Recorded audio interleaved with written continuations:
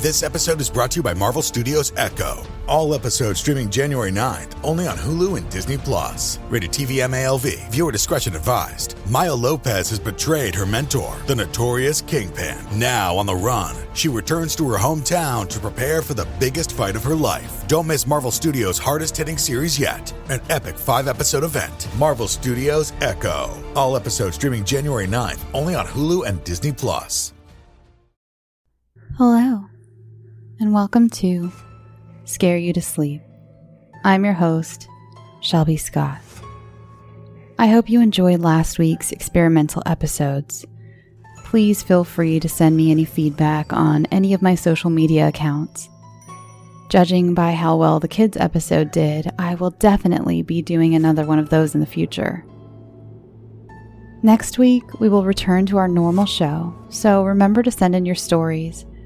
I take both fiction and nonfiction, but please let me know which is which.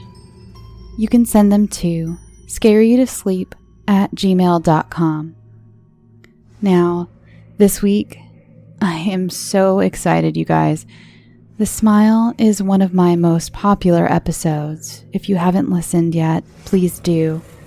And it was a marriage of author Nina G. Jones's beautiful words and my disgusting tooth-pulling sounds. Nina is an incredible erotica author, so please remember to look up her books on Amazon. I'll put a link in the show notes. Nina has graciously sent in another story, our longest yet, and we have both been stoked about this episode for a month now. This story will hit close to home for some of my listeners, and for others, I hope you learned some lessons from this nightmarish parable. I present to you Good Hair.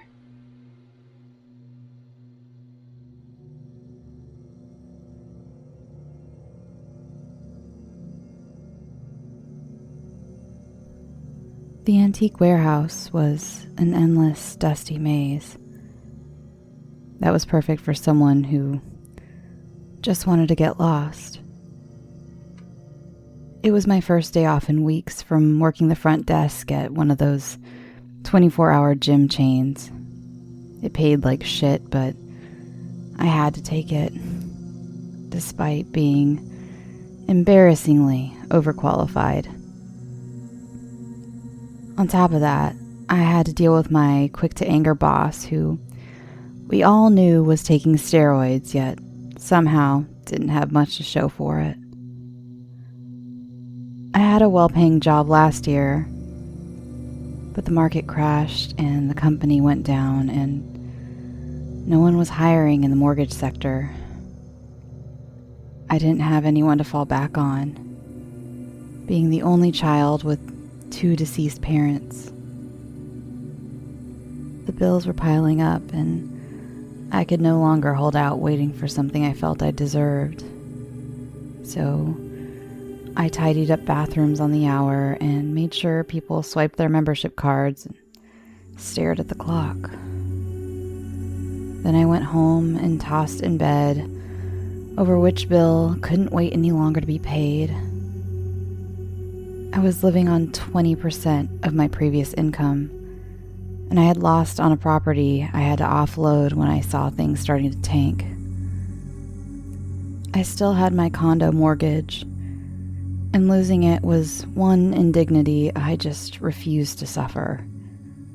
So I somehow performed a miracle of math and made the payments each month, though I didn't know how much longer I could continue turning water into wine.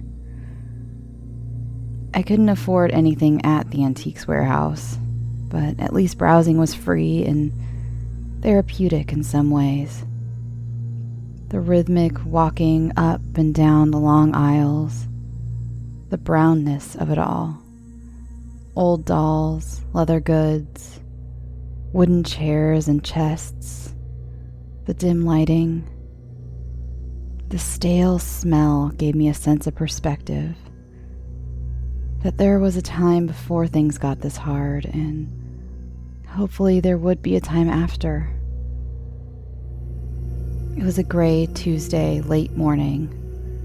with a kind of bleak sky that kept people indoors, and I could walk for minutes past the individual number booths before even seeing another shopper. I came upon a wood carving of a dog and I smiled wistfully. It reminded me of Blanche, my little girl who had died the month before. I couldn't afford treatments for her, not that they would have afforded her much more time, and I had to put her down. Like I told you, it had been a really bad year. The carving wasn't an antique. Well, the wood was old, reclaimed from abandoned steel mills. Inmates from a prison in the state hand-carved these, set a little piece of paper affixed to it with twine. The proceeds went to a charity. It was only $15, but every dollar I earned was accounted for. There was a time I would have purchased it without a thought.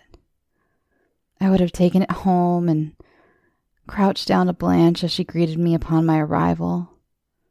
"Look, girl, it's you," I would have said. But Blanche was dead, and I was broke. And I wasn't that person who could afford these small pleasures, even as a memorial. "You like dogs?" a wobbly voice asked from behind. I could tell the shaky tone was from aged vocal cords and not indecision. I startled a bit and was embarrassed for it. I turned around to find an elderly woman behind me. Despite her age, I could still see the beauty from her younger years, fighting to remain seen past the thin skin. "Oh, yeah, I do. But it's just that this one in particular reminds me of my dog." "Isn't that precious? How long have you had her?" "Since she was a puppy. Her litter was abandoned on the street, and I saved her and the others went to a rescue. But she's gone now. She passed away last month." She placed her hand against my chest. "Oh, my dear, I am so sorry."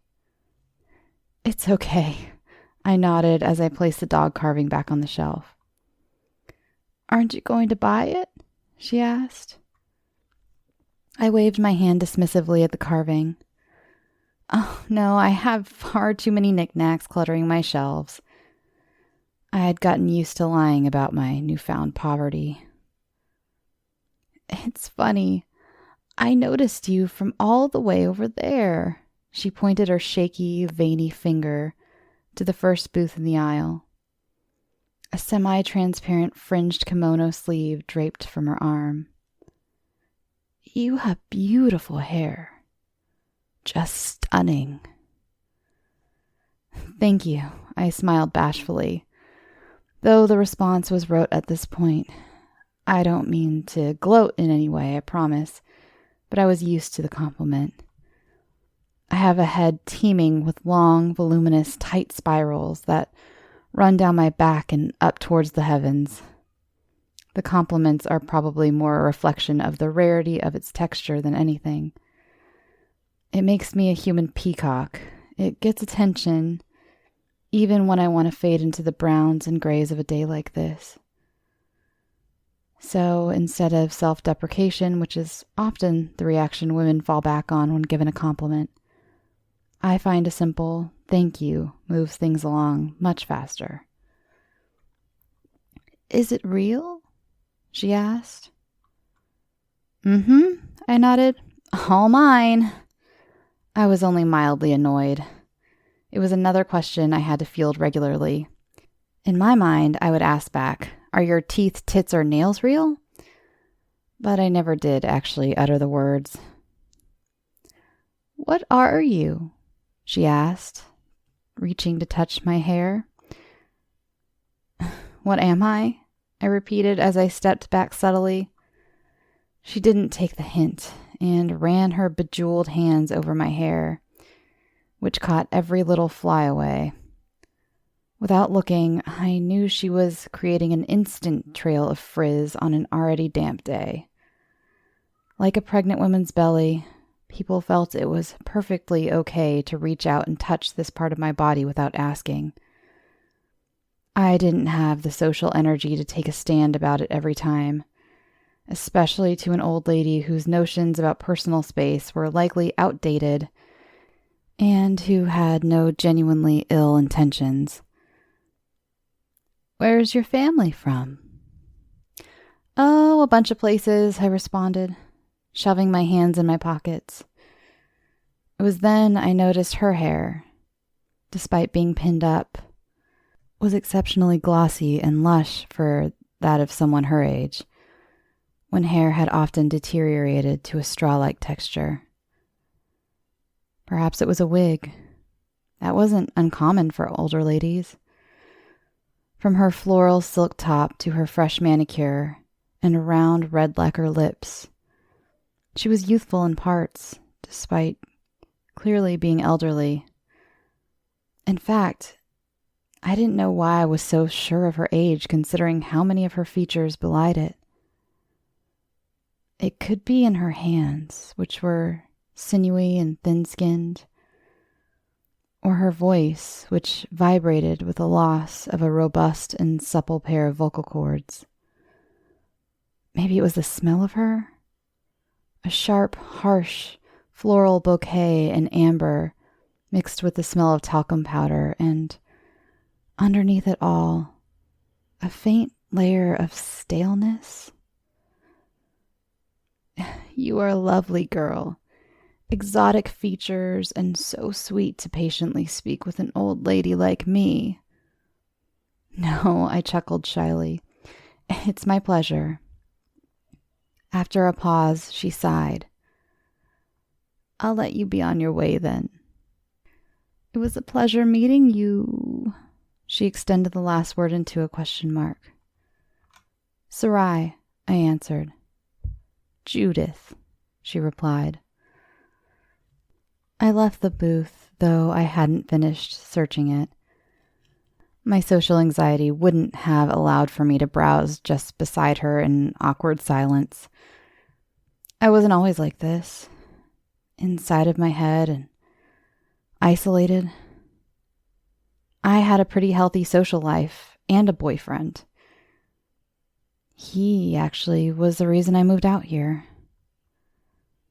When I lost my job and couldn't bounce back, the financial strain and, more importantly, the depression that ensued weighed more than our relationship could support.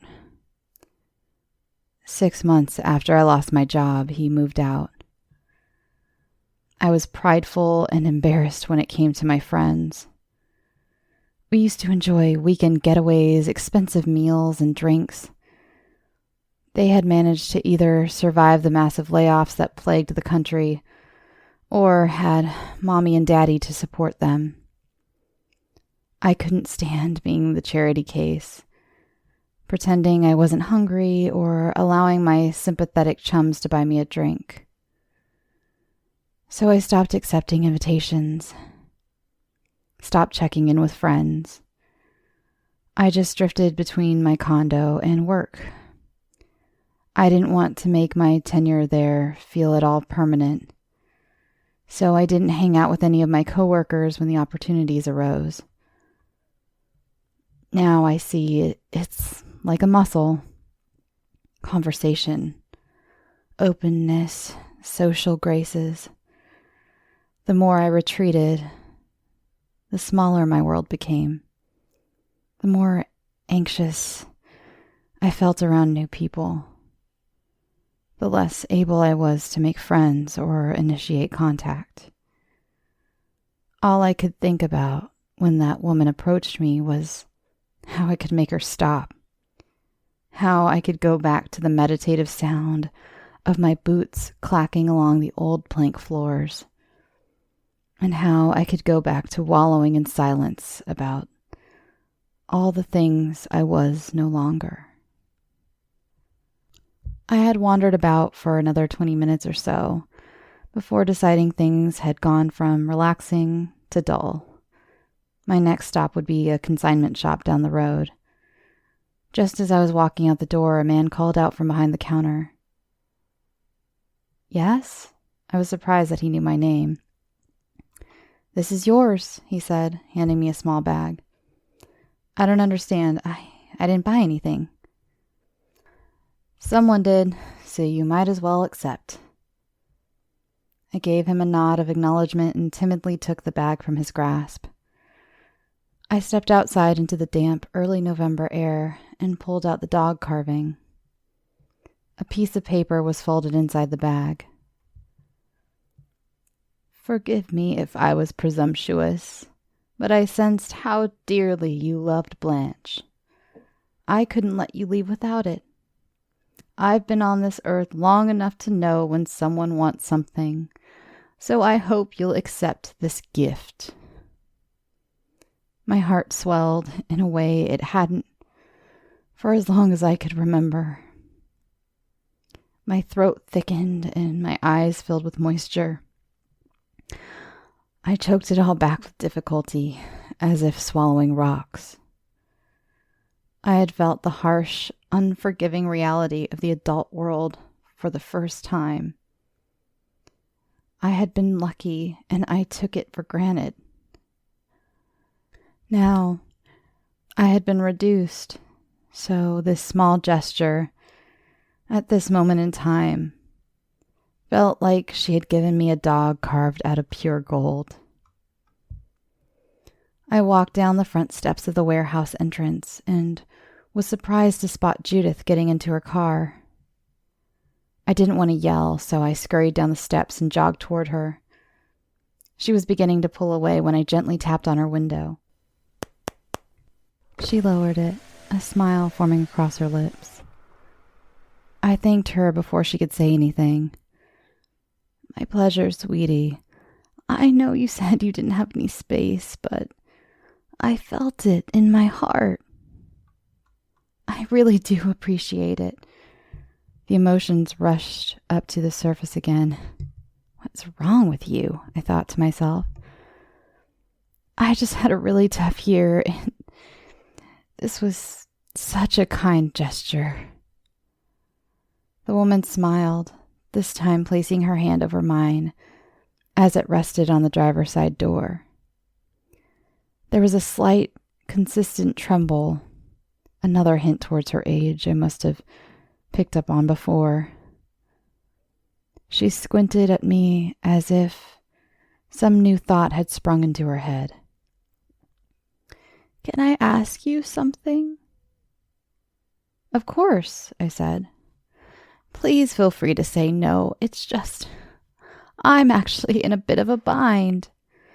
My stomach sank. Was this all an act to get something out of me?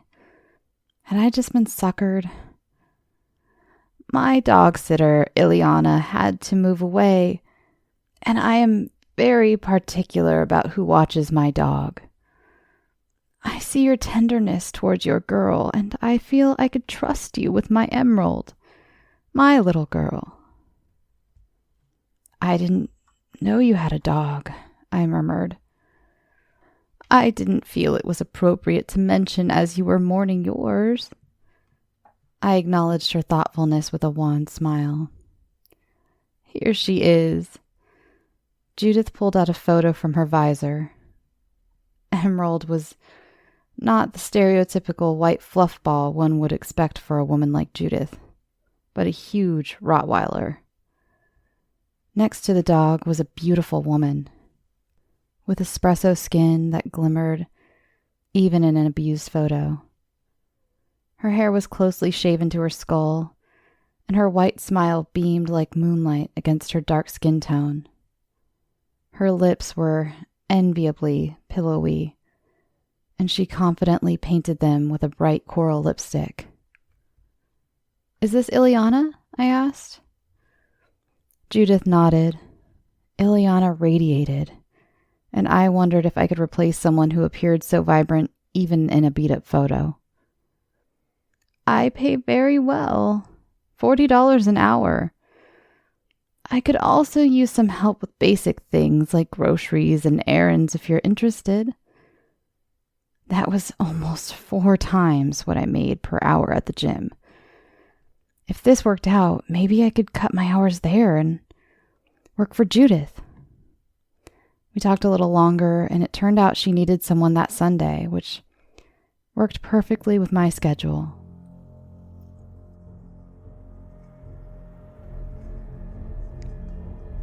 I shouldn't have been shocked by Judith's home, but it wasn't until I pulled up past the open gate and down the long driveway that I realized how incredibly wealthy she must be. The house was museum-like from the exterior. It probably went back to the 1800s and looked like something I could imagine in a Poe novel. It was stately and old, with moss growing up the sides of the walls. It belonged in the green lush setting as much as the surrounding mature trees did. This was a house built for gloomy, gray days such as this one. Something sunny and chirpy would seem infantile next to the solemn edifice. I was so taken in by it, I almost didn't notice a car passing me in the opposite direction.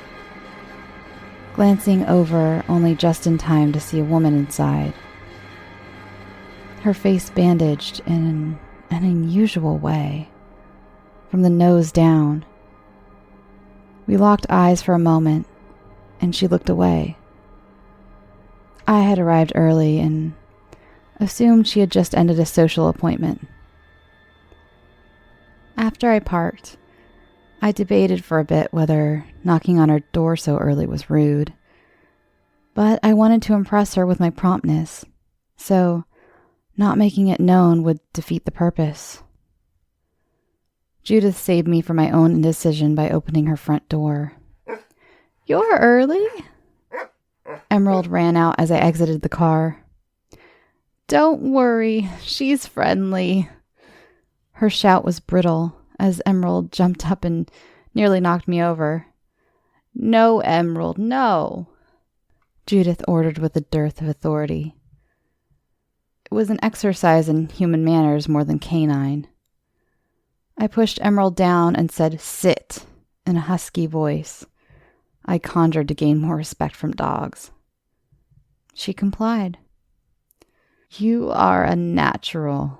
That dog thinks she's the queen around here and doesn't listen to a word I say." I apologized for being so early. "You'll have to help me get ready to leave then," Judith said. She invited me inside and we congregated in the kitchen. The house was colorless and serious, and it was entirely appropriate considering the Gothic architecture.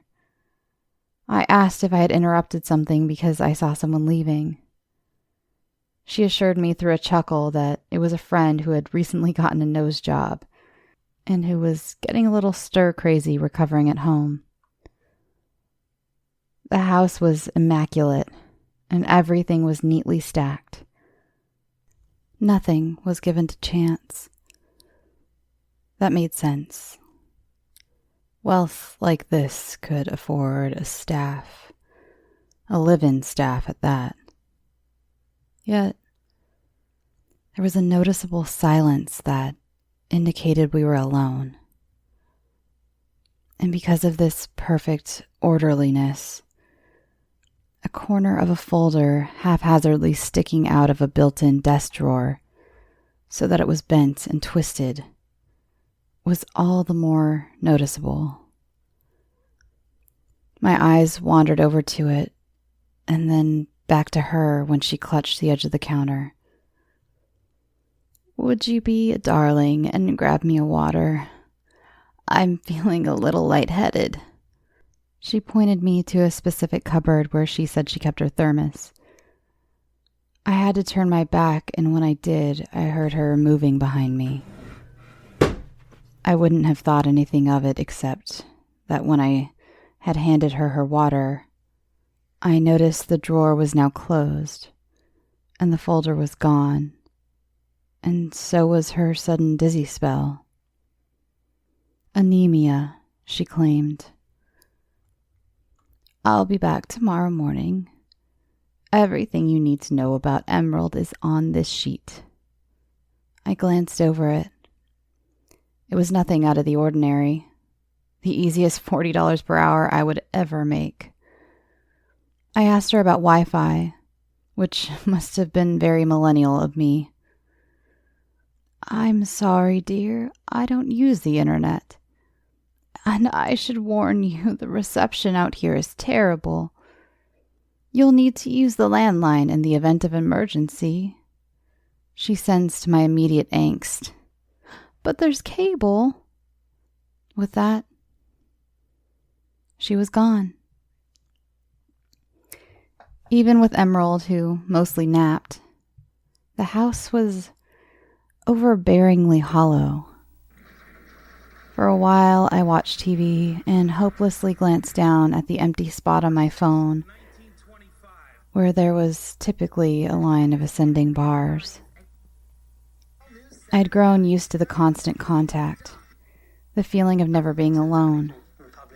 It probably facilitated my recent isolation. I could scroll through Instagram and tell myself I was still keeping up with the friends I had pretty much abandoned. But here, in this oppressively silent and shadowy home, I was alone. I was lonely, and I couldn't distract from the feeling.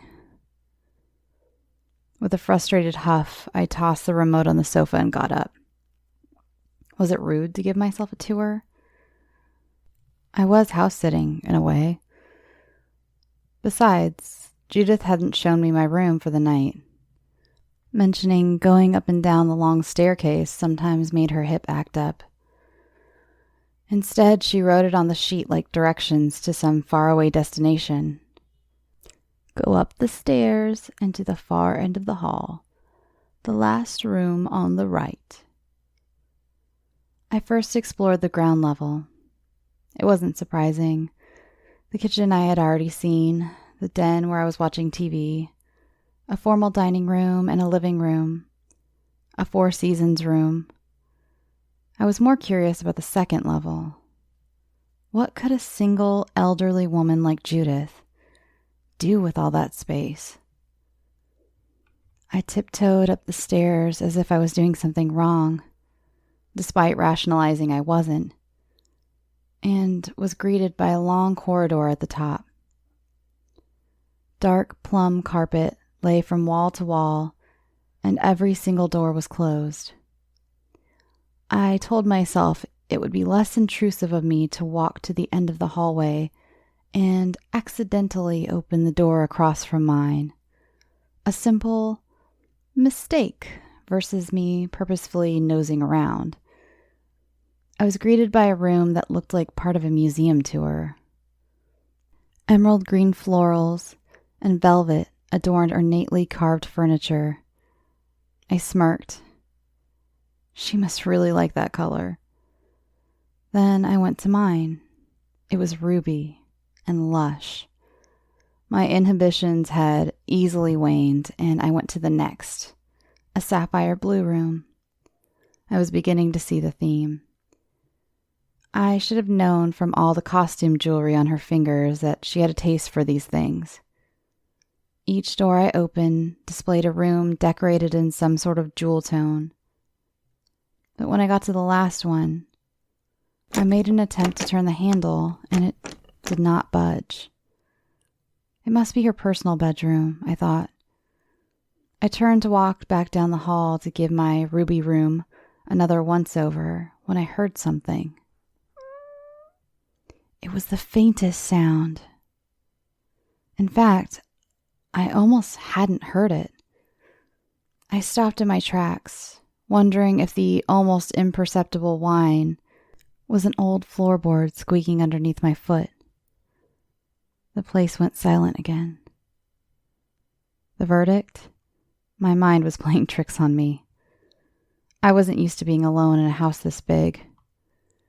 I took a few more steps and I thought I heard it again. This time I turned sharply. Emerald was at the top of the stairs now. She must have been winding downstairs. I let out a sigh of relief and chuckled to myself. "Hey, Emmy girl," I said. She cozied up to me. "You need to go potty, huh?" I made my way back downstairs, ignoring that feeling that the answer I had come up with wasn't quite satisfying enough. When I woke up from my nap on the plush down sofa in Judith's den, it was already past midnight. A serene, dense fog had rolled in from the hills, which wasn't unusual for this time of year. Emerald was curled up at my feet. In fact, it was her snoring that woke me, so I nudged her awake and we headed upstairs together. As I walked past an old-fashioned rotary phone just at the base of the stairs, I thought about calling someone, any of my old friends, just to say hello and tell them about this bizarre but interesting opportunity. After a few seconds of staring, I passed on the thought. I hadn't used one of these things in ages, and who called out of the blue these days anyway? I gave my cell one last look. Still not even a single bar, and trudged up the stairs with my charge just behind me. Emmy settled into her dog bed without being instructed, and I turned on the shower in my ensuite bathroom. I undressed as the water warmed. A thick steam began to build and roll out into the bedroom, much like the night fog outside. I stepped into the cloud, so dense I could hardly see anything in the bathroom, when I heard a loud pounding. I gasped as my heart rocketed in my throat. What the fuck was that? I was only in my underwear at that point and scrambled into the suffocating hot, wet air for something to cover my exposed body. I found a robe and threw it on, tiptoeing out into the bedroom to find that Emmy was gone and the bedroom door was wide open.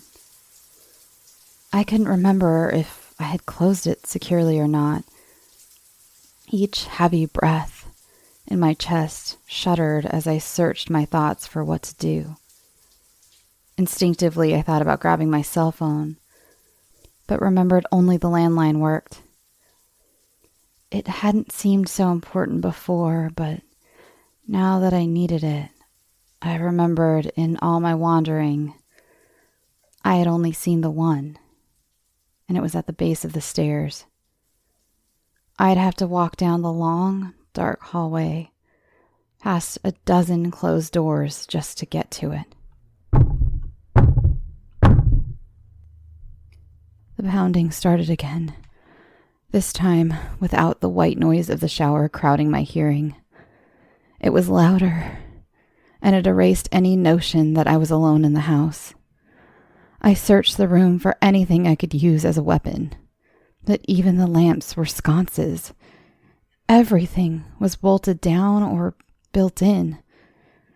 To shut myself in the room, I'd have to walk to the door, closer to whatever was out there. I was a sitting duck and had to act somehow. I tiptoed to the doorway, every muscle in my body tense in an attempt to weigh me down and fix me to my place. But I trudged forward. As I walked closer to it, I heard the low grumblings of a growl. Emmy was my responsibility, and though I might leave her out there if it was life or death, I would first do whatever I could to bring her back to me. If anything, Emerald by my side would be the ultimate protection. Another succession of loud poundings. I stifled a scream. My entire body trembled as I shuffled to the threshold with my back against the wall. Emmy's growls increased in volume as I neared the opening to the corridor. Finally, I held my breath, as if jumping into a pool, unable to swim, with no idea of its depth, and peeked down the hallway. The light from my room barely reached down where she was, but it was enough to make out the shadowy scene. Emmy sat in front of the locked room at attention. Her ears sprung erect on her broad skull, and even in this darkness, I could see the whites of her bared teeth and the glimmering drool trailing down her jowls. I was breathless with adrenaline that caused my entire body to quake. I opened my mouth and barely a raspy whisper emerged. Emmy. Emmy. She couldn't hear me, and I knew a dog locked in like that would require more than a shaky, breathy, tear-choked beckoning. This time, I saw the door jolt with each thud, and I felt like I had jumped into the ceiling, though my feet hadn't left the ground. I pressed against the wall harder, like that would protect me, shield me from the source of the thuds. I extended a shivering arm from the doorway and gestured for Emerald. Her name escaped in a weak, throaty cry again. Emmy, please. But she suddenly rose on all fours, and her growling intensified. I couldn't see what had changed, but I had decided at that point I needed to get to the phone. If whatever was trying to break in or out was in that room, she had already proven that she would stand guard. I crept along the wall opposite the door in question. At first, so slowly, it seemed as though it would take me all night to get to the staircase. But as I gained a mote of composure, I picked up my pace, realizing lingering in this hallway was keeping me exposed. I hastily scurried toward the stairs, and as I neared the door, I saw what Emerald was staring at. What caused her to go from cautiously protective to ready to defend. The handle of the door was twisting and turning.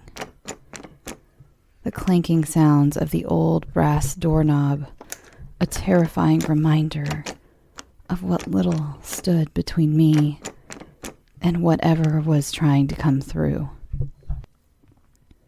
I hurried my pace, now just a few steps from the door, when I heard it. This time I knew it wasn't Emmy. I couldn't convince myself it was an old house settling. A moan. It was masked by the solid wood door, but also muffled, like someone whose mouth was bound.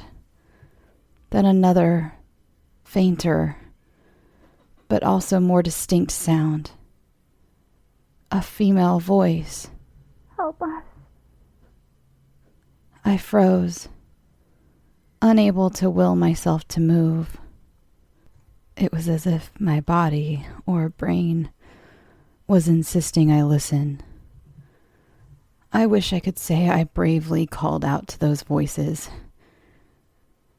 But I just stood there, quivering like a plucked, taut string. Another weak moan. The handle continued to twist back and forth. Emmy growled and spit. The flesh on her throat vibrated with a restrained growl. This time it was clear. So clear that it unlocked my days like a splash of frigid water. I bolted down the stairs, my wobbly legs hardly able to sustain my weight. I picked up the phone receiver and stuck my finger in the rotary holes and tugged the way I could barely remember from my childhood. Nothing happened. There wasn't even a signal. I banged the receiver against the table and listened for a dial tone. Of course, that hadn't fixed anything. I ran to the kitchen in search of my keys. I felt around the massive island in the dark and saw nothing. I found a light switch and the island was bare. I was certain I had left them there. Maybe I had forgotten them in my purse, which I had rested on a dining room chair. I pulled the chairs and stools from their respective places. It was gone. Should I run out of the house? What if people were waiting for me out there? What if the people upstairs really needed me? I searched the kitchen for a weapon. I couldn't find a single knife. I had eaten dinner before I fell asleep, and I know I had seen some. Hell, I had used one. Now they were gone. My thoughts were too frenzied to make any sense of this other than something was terribly wrong in this house. Had someone broken in as I slept? Had they put their prisoners in that room? None of this made any sense. In a last-ditch effort, I opened up the doors under the sink and found an old screwdriver. Something the help must have forgotten while fixing a leak long ago. I gave one last look outside the front window. My car was gone. I didn't even know where the closest house was, but maybe I could get out to the road. I tried for the front door handle. It wouldn't budge. Come on, I cried, pushing and pulling with all my might, not losing sight of the fact that this wasn't unlike what the person or people upstairs were doing.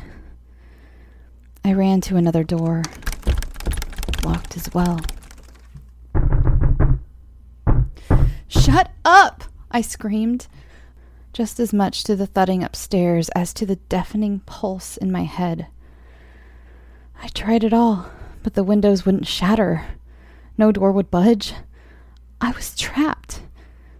My fear of what was behind that door began to shape into empathy. Whoever was in that room was a victim. Like me, they were trapped. Maybe we could help each other. With that, I understood the only place to go was up. My unsteady hands could barely support the screwdriver as I crept back up the stairwell. As I neared the top, the frenzy upstairs became more apparent. Emmy was scratching at the doors. The handle was being pulled and pushed in a steady rhythm. The primal moans had become frantic. Emmy, down! I commanded, with a force in my voice that I hadn't summoned since this whole ordeal started. I felt confident she wouldn't turn on me, and I was right as I clipped on her leash and hooked it to another door, just far enough for her to be out of reach, but close enough for me to run and unleash her in a hurry. Hello? I asked. There was an enthusiastic grunt of sorts, something like the squeal of a hog. It was feral, helpless, distraught. Then there was a weak, hello? Who are you? I asked. There's no time to explain. There was a pause, as though every phrase exhausted her. You have to get help, or let us out. Please, hurry. She'll come for you, too. What are you talking about? A panicked series of thuds and groans came through from their side. They had run out of patience. I still couldn't choose. Once that door was opened, I couldn't take it back. Please, I need to know more. How do I know you won't hurt me? Who are you? What are you doing here? There was a silence on the other side.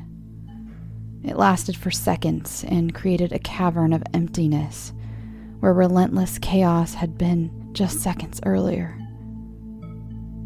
The voice that eventually emerged had gone so weak. I finally understood that at least one person on that side barely had the strength to speak, let alone attack me. Morgan and Ileana.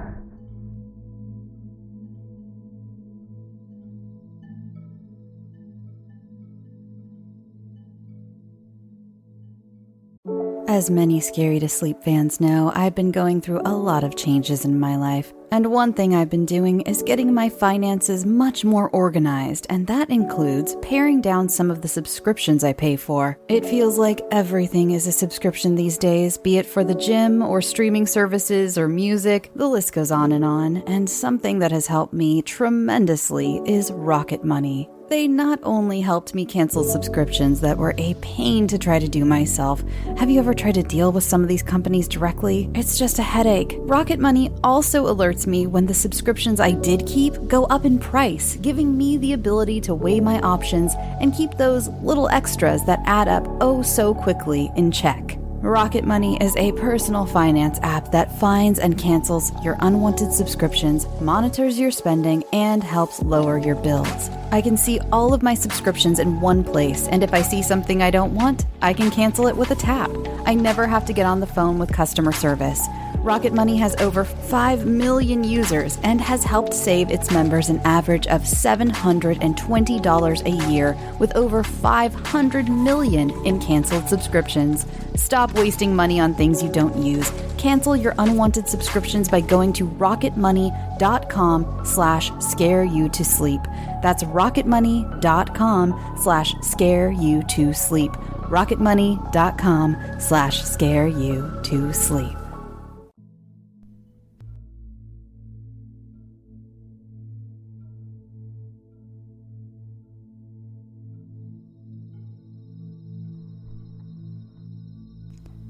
Ileana. The picture of that vibrant coral lipstick against that effervescent dark skin popped into my thoughts. She'll come for you too. Those words echoed in my head. I didn't quite understand what was happening, but like when you begin to cluster the first few fragments of a puzzle, I could form a vague idea of the picture unfolding. Ileana never moved. She was here all along. And if I was the next Ileana, a fiery urgency took over me when I realized the implications. I grabbed the screwdriver firmly and began to unscrew the knob from the door. After a few minutes, the knob loosened. I reached in with the long end and jammed it into the locking mechanism. I cried a battle cry as I jimmied and shook and twisted the screwdriver. Finally, with some assistance on their side, the door was pushed open. One of them fell on top of me and I panicked, dragging myself out from underneath her. I could feel her velvety skin and see the outline of her close-shaven head. Though it had grown out a bit. It was Ileana. Still, I broke free, untrusting of her intentions. Emerald barked in the background and strained the leash. "No!" I shouted, and she sat, still at attention, retreating back to a low grumble. Finally, I came to my feet. Ileana was still on all fours. And when she looked up at me, I gasped in disbelief and bone-splitting terror. Where there had once been a kissable, thick set of coral lips, one that framed a moonbeam smile, there was a thin trail of stitches, sealing what was left of her mouth shut. She tried to say something through her closed mouth. I think it was help. It It was then I realized that faint, indistinct sound I had heard, the one that grew with urgency, was her. "Oh my God," I whimpered sympathetically, pulling her to her feet. I looked behind her and saw another young woman collapsed on the floor. She had a large swath of bandages around her entire hip region, and where the buttocks would be was a huge red blood stain. I ran over to her and shook her, but she wouldn't stir. I waited too long. I was too late to save her. She used her last bit of strength to help us open the door. Ileana moaned a guttural cry through her sealed mouth and knelt at her side. It sounded animal-like, as if she had been stripped of her humanity. "We have to go," I whispered. She held on to her friend as long as she could before I pulled her out of her grasp. I placed her arm around my shoulder and guided her down the stairs. We were trapped as far as I knew, but I hoped Ileana knew more than I did about the house and could use what strength she had to guide us out. Memories of my interactions with Judith raced through my thoughts. How she sought me out, lured me with flattery and a gift, despite the subtle warning signs that made me uncomfortable. How she touched me without asking, asked me questions as if my origins were otherworldly, inspected me with her eyes like I was one of the antiques for sale. I had forgiven them, as I was trained to do my entire life. As we finally reached the bottom of the winding staircase, panting and exhausted, I said to Ileana, "I know you're tired, but she took my car keys. We're going to have to run. Do you know a way out? Everything is locked." She made a gesture with her hands, asking for a pen and paper, and pointed towards the kitchen where there might be some writing utensils. We rounded a corner and stopped like a brick wall had instantaneously erected in front of us. Though it was too dark to make out every fine detail, the shape of the person blocking our path, about 20 feet away from us, was undoubtedly that of Judith. "What do you want?" I screamed. I saw something in her hand. A gun, maybe? I reached into my robe pocket, but it was empty. I must have dropped the screwdriver upstairs. She started walking towards us, and we ran towards the Four Seasons room, which was on the other end of the ground level. "Emerald!" "Get her," Judith shouted.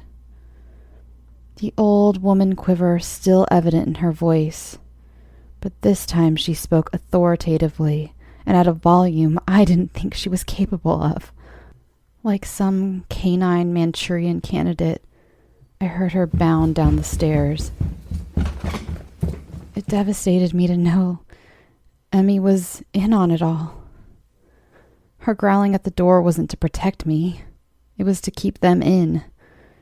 Judith was her master, and all it took was one command for Emerald to realize she had permission to rip herself off that leash, which was merely a suggestion.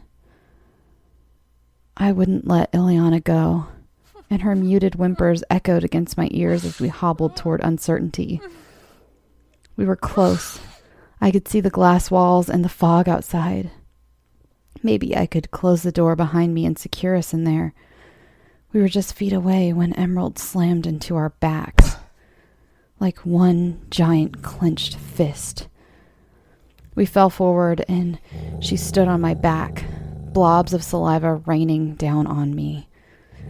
The bony clap of Emmy's jaw snapped shut repeatedly just inches from my ear. but she never actually bit me. Somehow in the chaos, Ileana got loose. "Sick!" Judith ordered. Emerald bounded off of me and tackled poor Ileana again, holding her down as the shadow of that old bitch cast over me. I turned on my back to face her. She raised the gun at me and pulled the trigger. I didn't expect death to be so painless. It was more like a pinch than a bang. I looked over at my arm where I thought the bullet had landed, and instead saw a dart. I reached for it, but my hand grew heavy. Then I drifted away. It was the sound of metal clinking that stirred me from my tranquilizer-induced haze. Through blurry eyes, I saw a figure clad in scrubs, assembling instruments on a tray. The room was a pale, sickly green that singed my pupils under harsh lighting. It reminded me of an old infirmary, and was nothing like all the other deeply rich and ornately decorated bedrooms. I was careful not to move noticeably, as I feared I would be sedated again.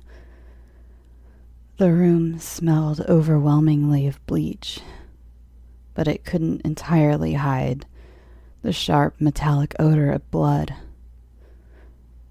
After a couple of minutes, the man stepped out of the room. Faint chatter echoed down the hall. It was casual, if not subdued, and it came closer. I heard an easy chuckle from one of the voices.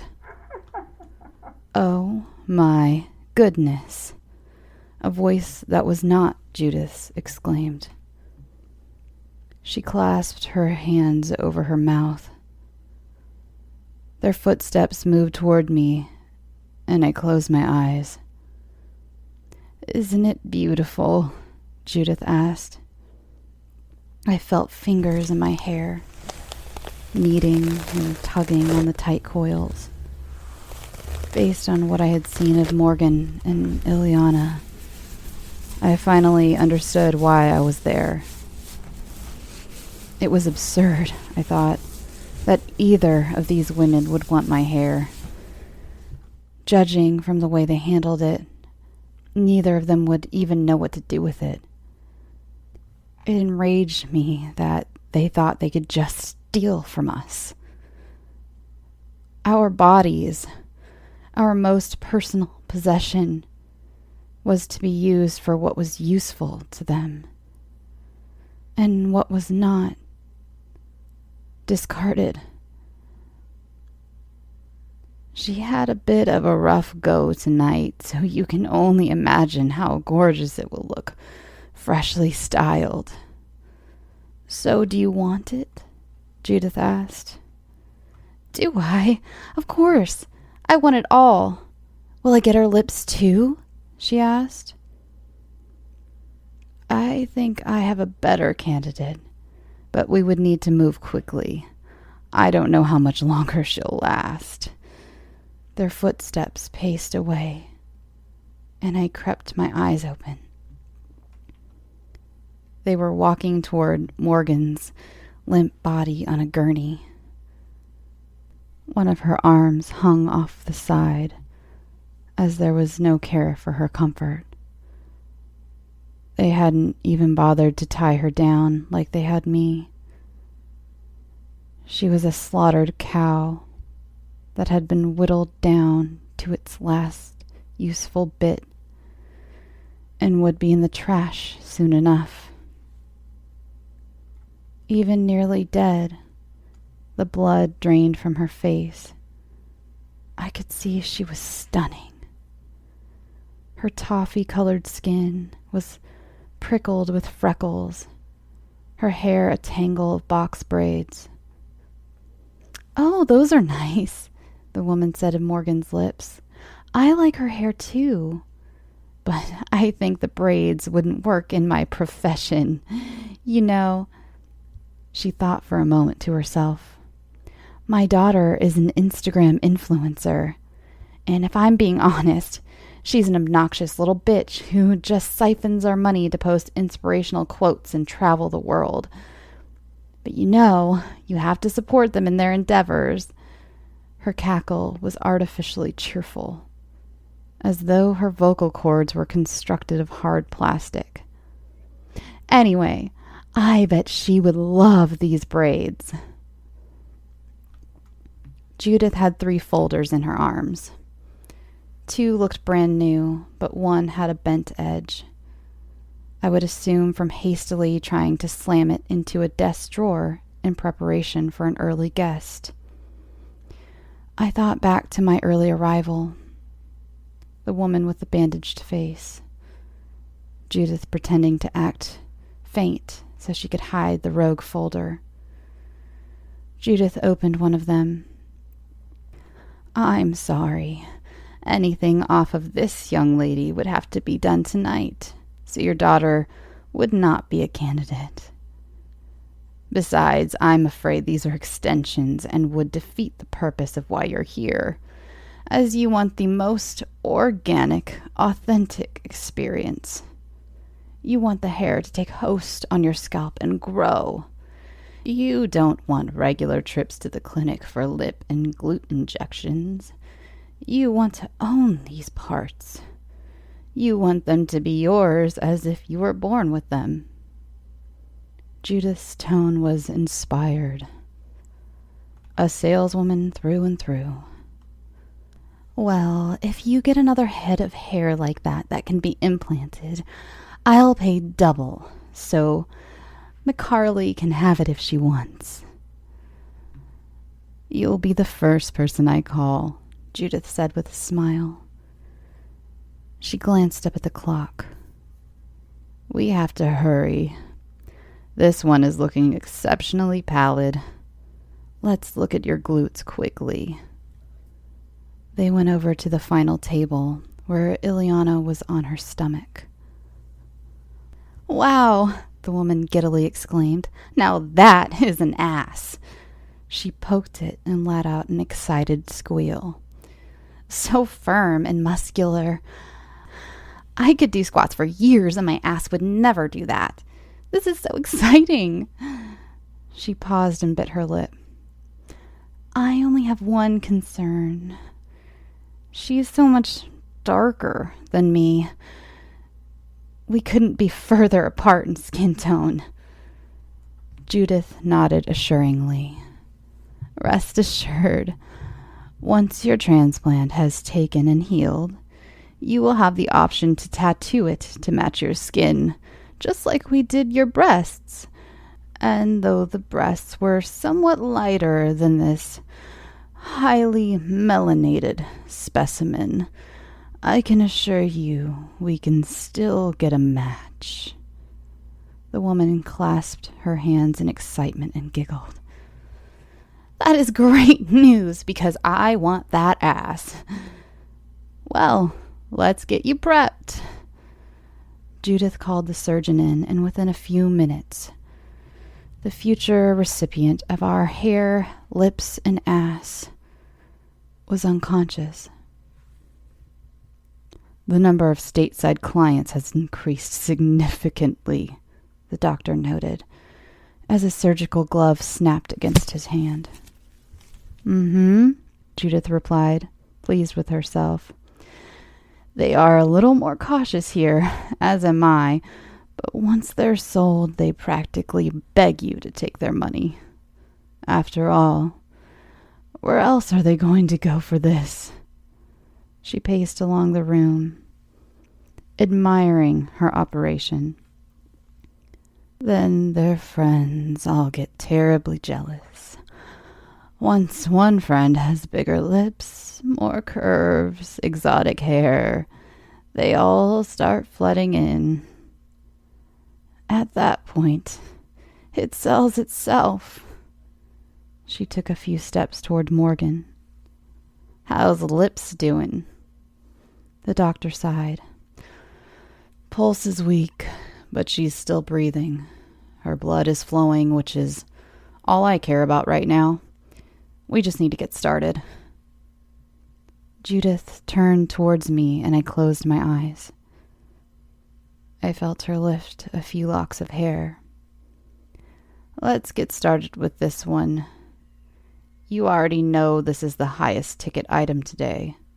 The bidding was so fierce, I thought the women would pull each other's hair out.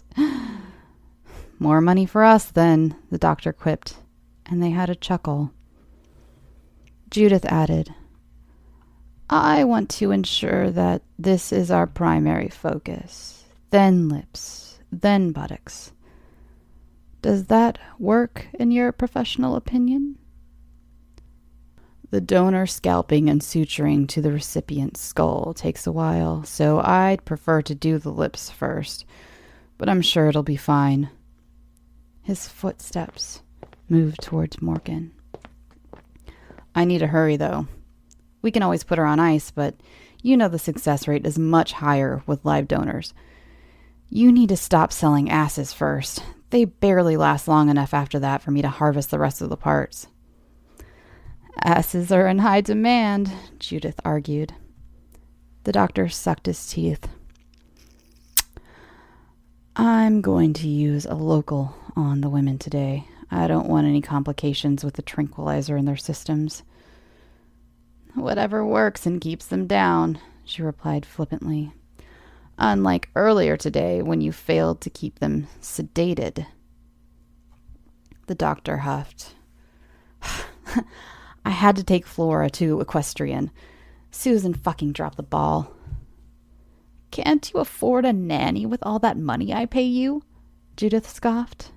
The doctor didn't reply, but his instruments clinked along the tray, signaling he was done with the workplace bickering. I'll be back to check in an hour or so. I peeked just enough to watch as Judith left the room, closing the door behind her. There was now a hole where the knob used to be, so it remained unlocked. My body was overwhelmed with a flight response, and yet hopelessly resigned to my fate as I lay bound to the surgical table with thick leather straps. A tear fell down my cheek. Doctor, please, I ached. He spun on his heels, holding a loaded syringe. He frowned and tisked at me. Now, don't scream, or I will put you under and you may never wake up. Please, don't, I begged. He was a surgeon. It sounded like he had a daughter. He had to have cared about people once. He had to have taken the Hippocratic Oath. We're good people. We have families. You don't have to do this. You're not pass up $500,000 per procedure good, I'm afraid. He stepped towards me. If it makes you feel better, your hair is going to make someone very happy. I thought of all the time I fretted over it in the mirror. How I wished I had silky, effortless hair like in all the commercials I watched as a child. I felt invisible, and suddenly this burden of mine had grown into something desirable, acceptable. As soon as it did, someone wanted to steal it right off my skull.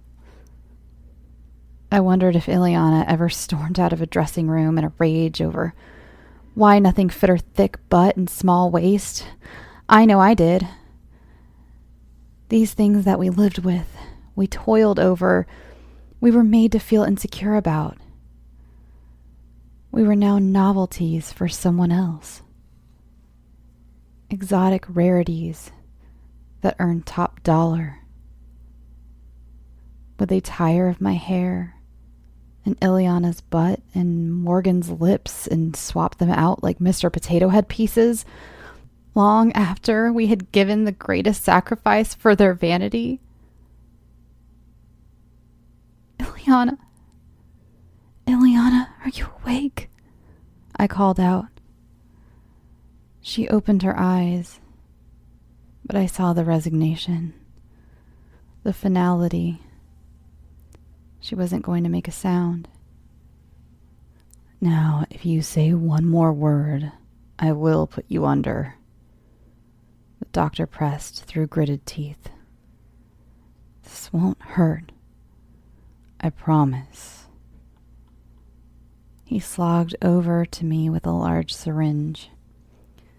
I tried to sink my body into the table, as if that millionth of a second delay before the needle touched my skin would change anything. I would be stripped of parts like a stolen car, and then die an agonizing death. And no one would probably even know, because I had purposely isolated myself. I had friends who cared, and instead of leaning on them, I pulled away. No one knew I was here. No one would know how I died. No one would know that there are people walking amongst them with parts stolen from me. I decided then I would scream. I would make it hard for him and Judith. I would make them understand my wrath. All I had left was my voice. The moment I declared that verdict, I saw a sight almost more horrifying than anything else I had seen that night. The dead rose. Morgan, unrestrained and thought of as too weak to move, sat up. It was slow and quiet, like a vampire from a coffin. When she saw my eyes, the confusion, the terror, the hope, she raised one lackadaisical finger to her lips. I knew I had to do the opposite. I had to keep his eyes and ears on me by talking. Okay, I'll be good, I promise. I won't scream, okay? Just please don't put me to sleep. He seemed pleased. Good. I want you to relax. That'll make it easier for the both of us. I do sympathize what you're going through, believe it or not. Fighting will only make it worse. If it helps, we can talk during the procedure. He stuck the needle in my scalp. It felt cold at first. Then seconds later, numbness spread. Morgan reached in the bandages wrapped around her hips, where her glutes once were, and carefully slipped out the screwdriver I had dropped earlier. Yeah, we can talk. How'd you get into this business? I asked. Morgan put one bare foot on the floor. Her stability was tenuous. I was certain she would collapse. He chuckled to himself, almost wistfully, as he grabbed the scalpel. I was Judith's plastic surgeon. She was my top patient, not only in getting herself surgeries, but she was great with referrals. We used to do the conventional stuff, but she always wanted more. She was never satisfied. Nothing ever looked real enough. I could tell the critiques stung. She would bring in pictures. I want this or that. Truth is, I thought she looked great, but she wanted what she called the real thing. And, well, the only way to get that, we had discussed, was to be blessed from the good Lord himself. Then I had an idea. He raised the scalpel up to punctuate the moment. Conventional medical ethics wouldn't allow for it, but I had theories about how we could make it work. He stopped himself. Wow, I'm just prattling on. I can't talk to anyone about this, as you can imagine. Even my wife, ex-wife, doesn't know. I'm sure, I said, anxiously averting my eyes from the corpse-like woman closing in on him. Well, your secret's safe with me. I laughed nervously. He raised the scalpel towards my head. I didn't feel him cutting the line across my hairline, but I did hear the blade scraping against my skull. I heard squelching sounds as he did things I couldn't see. I was grateful for the numbness. It kept me from completely losing my shit. I was glad for the conversation. It kept me patient as I waited for Morgan. We've been doing it for years now. First, we went overseas to small, lightly regulated countries where law enforcement could be paid off or were altogether indifferent. Hell, we could even outright buy girls there, imported from countries where there was a lot of violence, so no one would really notice. Congo, Syria, places like that. He recited it all so matter-of-factly. Wealthy clients would fly in, get their procedures done, and fly home. Judith was sick of all the travel. She looks great, but my work can't keep her insides young, so we brought the operation here. I'm frankly astonished at how quickly it's caught on. Morgan took another shaky step.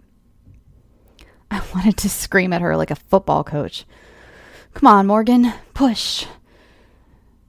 But I couldn't even encourage her with my eyes and risk bringing attention her way. I'm going to have to turn you on your side to get the back. He unbuckled one of the restraints, but held on to my wrist. You're going to need a roll on your side, and then I'm going to tie this hand next to your other hand. I have a tranquilizer gun right here and plenty of anesthesia to use on top of that. You might not ever wake up from that much sedation, so don't test me. You don't need to do that. I know I'm not getting out of here. He looked at me skeptically. Morgan was just a couple of feet away. Can I ask you a question? I asked. Yes, but quickly. That girl with the lips won't last all night. We need the flesh as fresh as possible. How did she find me? I had assumed I was chosen the moment she spotted me at the antique store.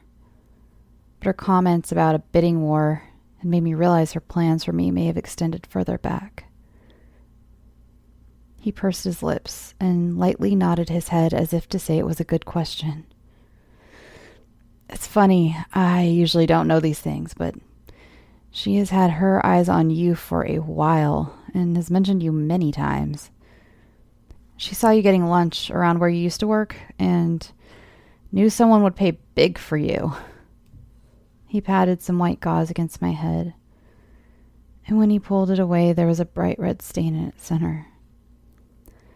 Judith is patient, though. She noticed you had a boyfriend and you were always with friends. That means you would be missed.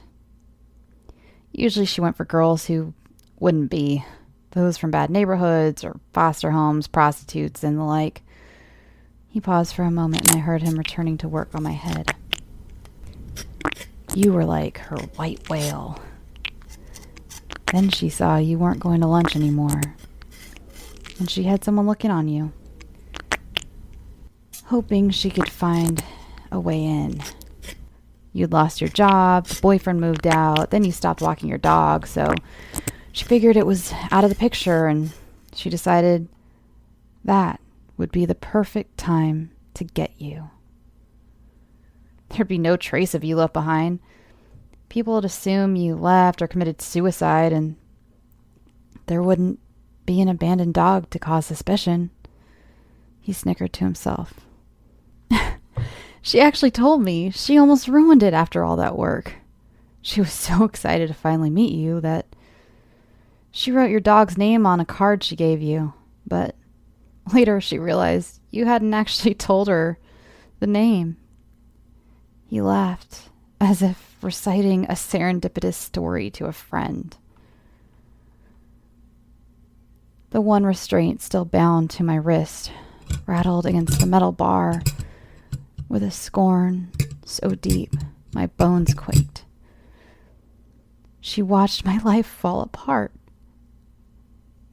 And then, when I was at my absolute lowest, she gave me a little kindness, like a scared, abandoned dog. I ran to her. You're all fucking savages.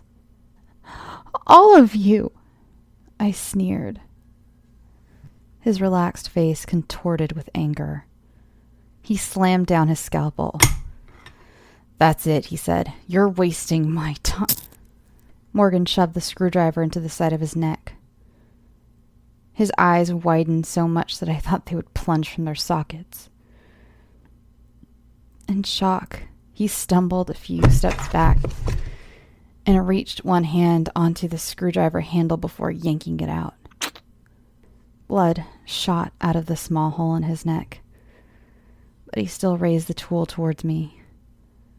Without conscious deliberation, I used my free hand to grab his scalpel off the tray and in one quick motion, slid it across his neck, just like he had mercilessly done across my scalp. Though I felt the slight resistance of his tissue against the blade, for a second I thought I had missed when he stared back at me with an uncut throat. Then a thin line of red suddenly appeared right before my eyes, and it thickened as a waterfall of crimson, viscous liquid poured out. He dropped the screwdriver and collapsed. Morgan tumbled on top of him. I pulled off my other restraint and ran over to Ileana to do the same for her. Her eyes welled. Are we really getting out of here? They asked. We turned Morgan over and pleaded for her to wake, but she didn't. Her lips were gray, and I knew this time there would be no chance for her. I'm sorry, but we have to go.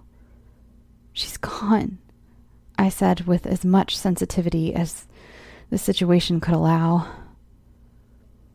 I yanked Ileana away from Morgan's body, but she escaped my grasp. And with the screwdriver in hand, she ran towards the sedated woman who had been awaiting our parts. Ileana, no! I hissed. It was too late.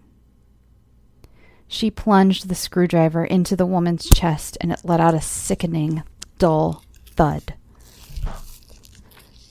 She jimmied it out of the thick chest wall with a grunt, and this time sank the screwdriver into one of her breasts. Ileana, stop! I ran towards them, but I knew I was too late as the heart monitor began to beat erratically. I let her savage the body as she grabbed a scalpel from the table and slashed the woman's face and legs and stomach. Tears streamed down her eyes and staccato cries emanated from her chest, trapped inside of her stitched mouth. It was all so fast and frenzied, like a ravenous animal desecrating a carcass, tearing her apart the way they had done so many girls who had been forgotten.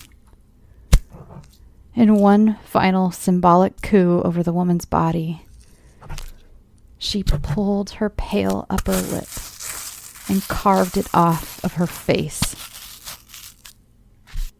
I I gagged as I reached for Ileana's arm, but she shrugged me away. I had done my part. I had gone through the pantomime of mercy, but I understood, and I knew in the most basic sense of justice, an eye for an eye, a breast for a breast, a lip for a lip, that this woman deserved it. Yet, no matter what Ileana did to this woman, she was asleep. She was at peace. She would never experience the pain and horror that we did as we felt an unforgivable betrayal from our fellow woman. We were all disposable, so long as her wants were met.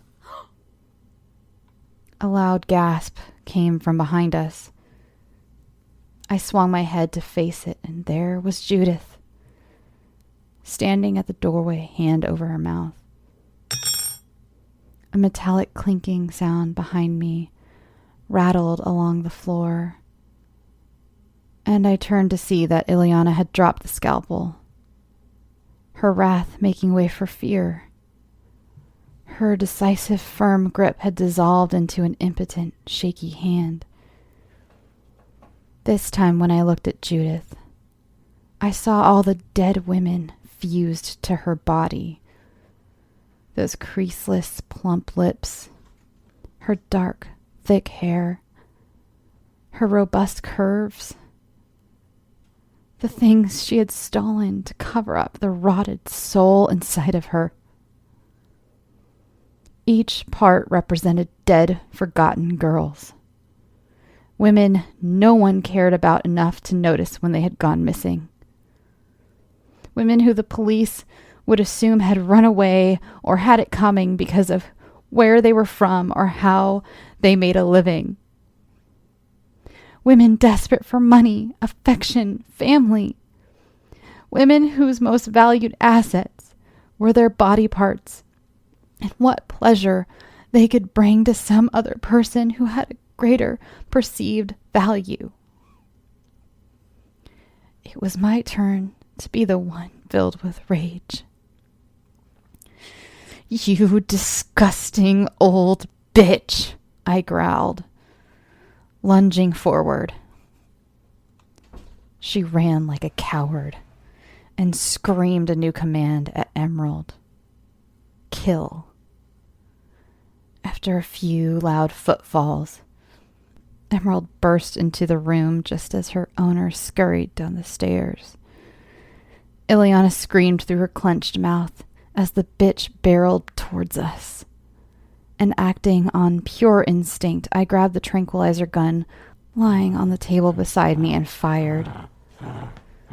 Emerald pounced on me and chomped on my forearm when I raised it to protect my face. Ileana kicked Emmy, who was too deep in the red to feel her.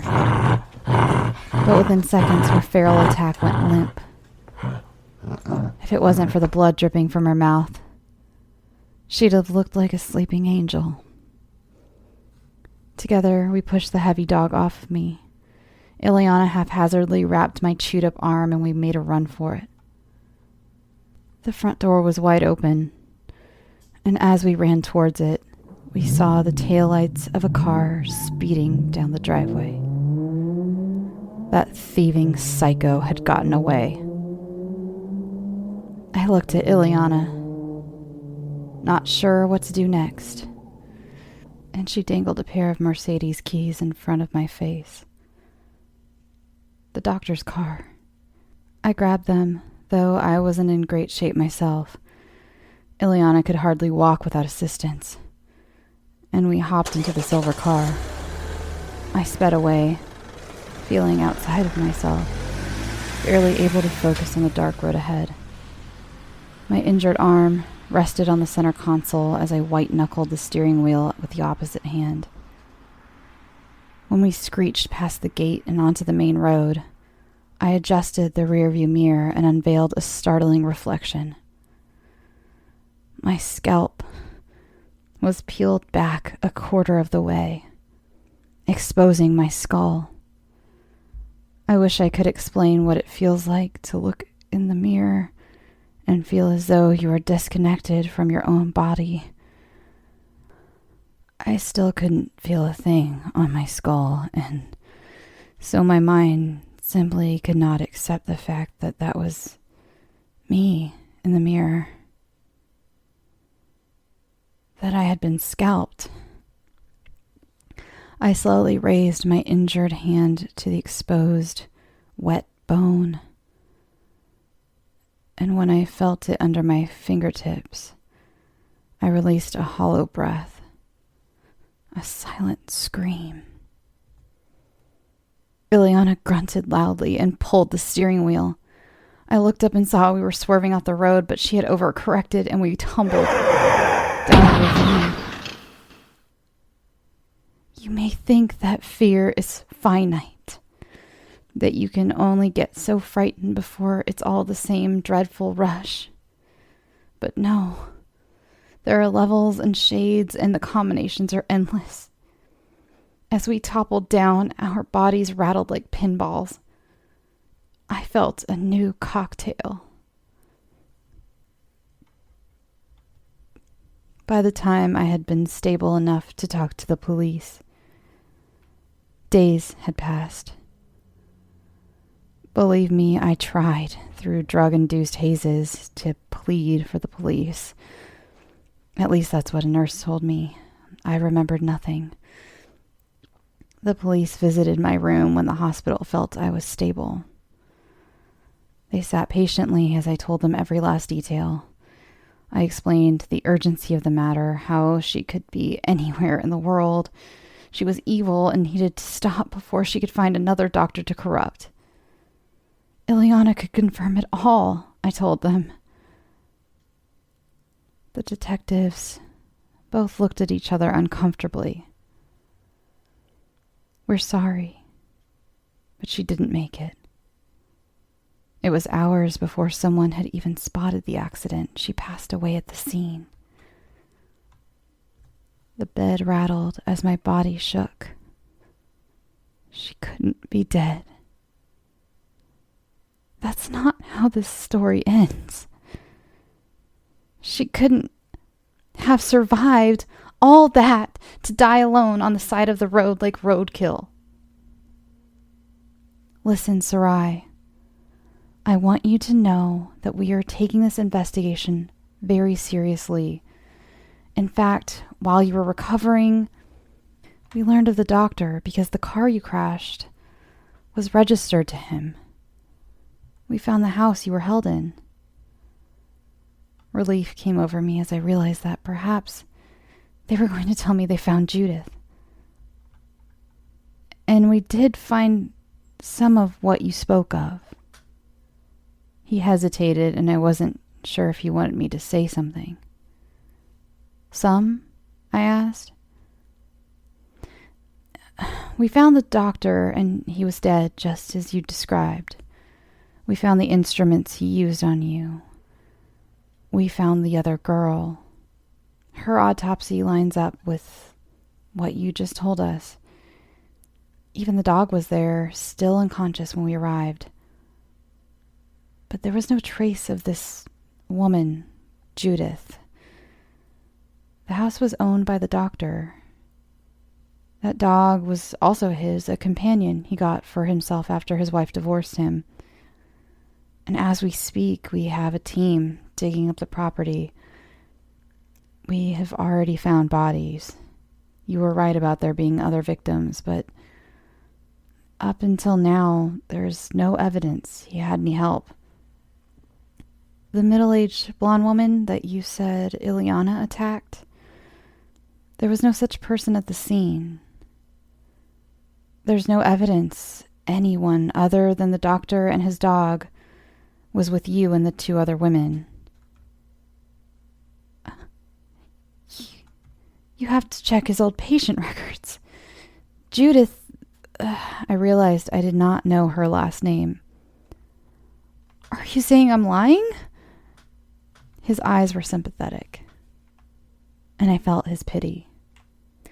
No, absolutely not. I'm just hoping that maybe by presenting these facts to you, I can provide some clarity. You went through a lot that night. You hit your head severely. I'm only saying that I'm going to have to look all this over again." He took a long breath and softened his posture. The doctor had quit his practice years ago, had just gone through a long, drawn-out divorce in a custody battle and became pretty isolated.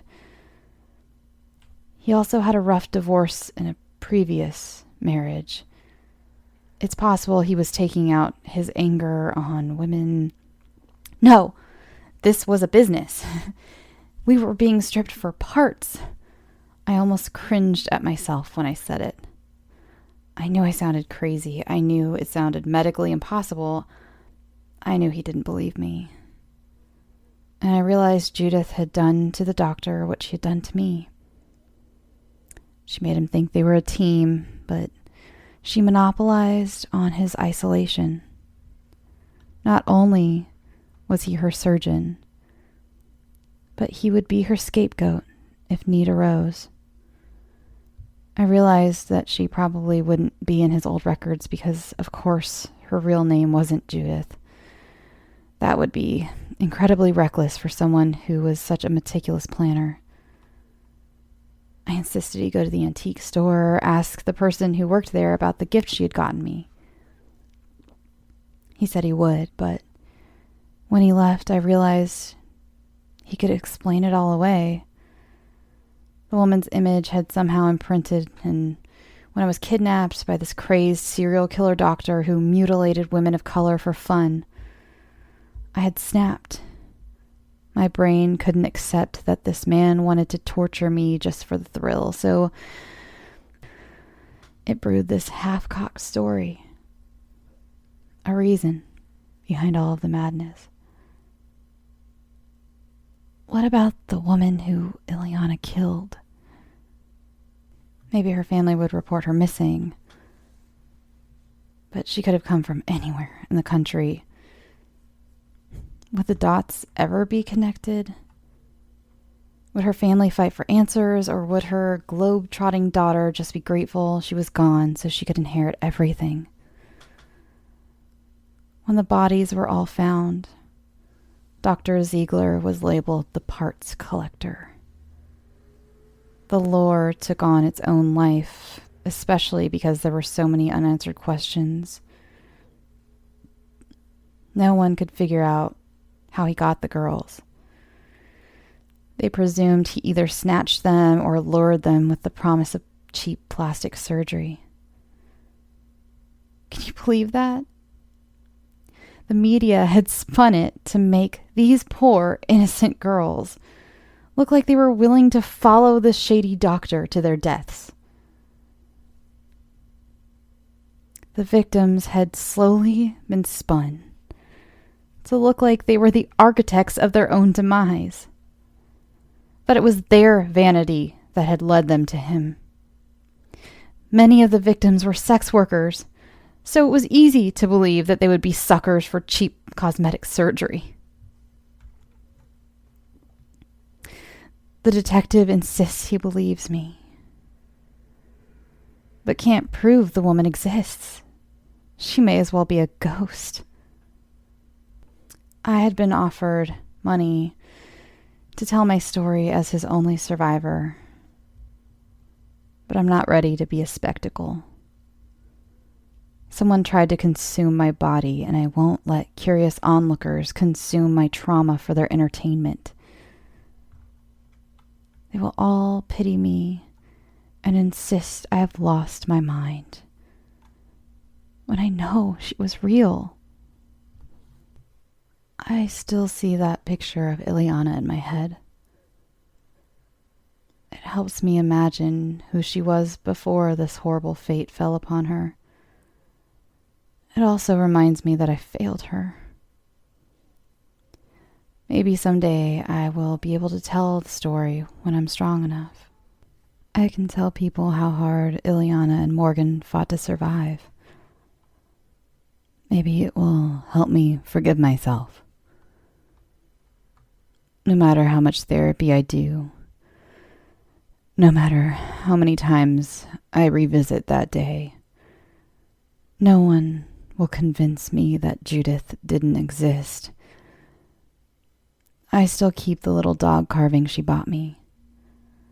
The only physical evidence I have that she and I crossed paths. I hate that it looks so much like Blanche. That woman stained the purest love I have ever had. Now, whenever I see a woman on TV or in person who looks like the hand of a doctor had something to do with her impossibly full lips or pert breasts, I wonder if they are wearing those girls. I wonder if she's still out there, befriending the lonely, the poor, the forgotten, and whittling them down, part by part, before discarding the waste.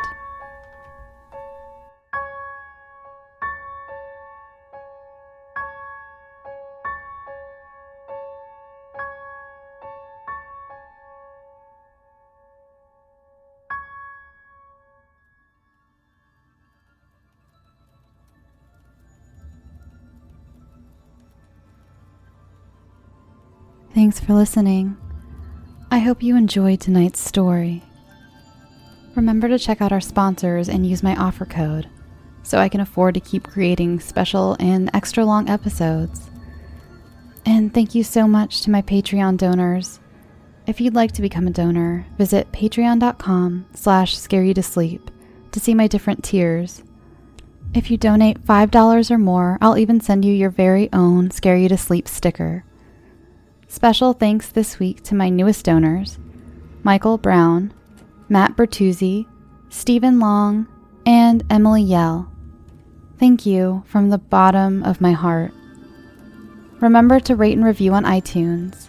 I saw that some people were definitely not fans of my guided nightmare episode, but that's okay. To those who did enjoy it, I'm glad I could share this little project of mine with you. Thank you so much in believing in my weird little experiment.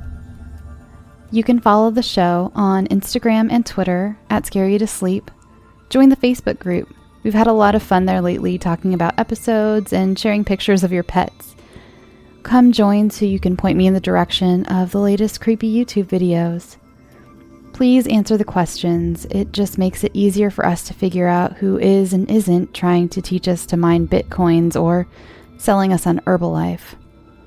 Also, if you aren't being asked questions, that means you found the page, so look for the link to the group on the page. I also just started a Tumblr. I don't know how it works or how to use it, but I'm under Scare You to Sleep. I think that's all for now.